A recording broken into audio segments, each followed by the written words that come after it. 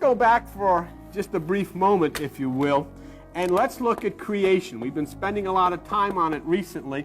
Next week we'll kind of move away from it as we go into the adventures of Abraham, which are very mystical and very occult. And let's go to Genesis chapter 1 on page 1 of the Bible and look at something, okay? Let's look at the creation.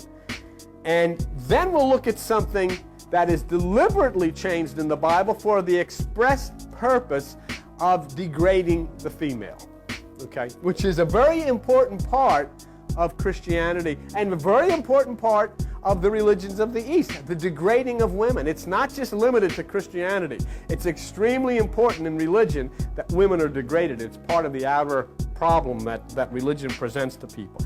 Galatians chapter 1 verse 1 says, in the beginning God created. Fine. Go to verse 3. God said, let there be light, and there was light. That's fine. And God divided light from darkness. No problem with that. So after creating animals and flowers and all of this kind of stuff, God turns to human beings. Okay?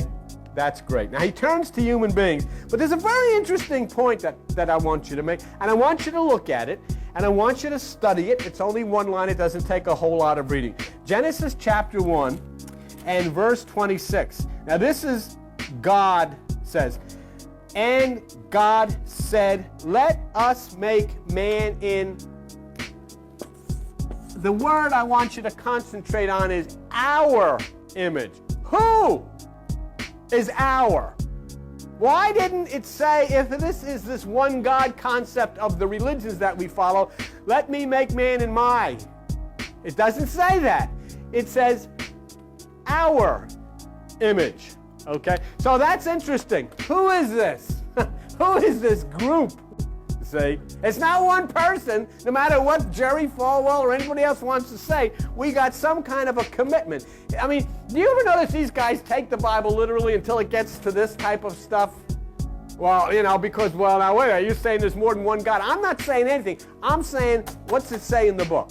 And I'm saying, let's challenge that and let's look at that and say, what the heck does that mean? Now, you're in verse 20. Go to Genesis 1:27. So God created man in his own image. In the image of God created he him. Male and female created he them.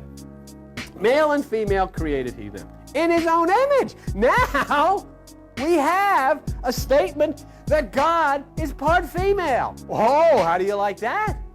That's a stunner. That's a stunner for the boys' clubs of the world that call themselves religion. God is male and female.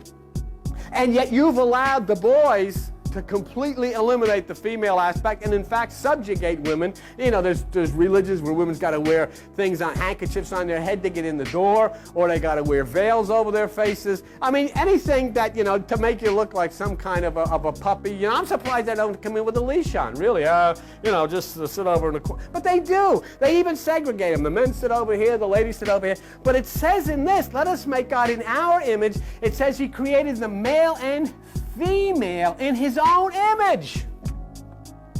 See? Does that mean God's gay?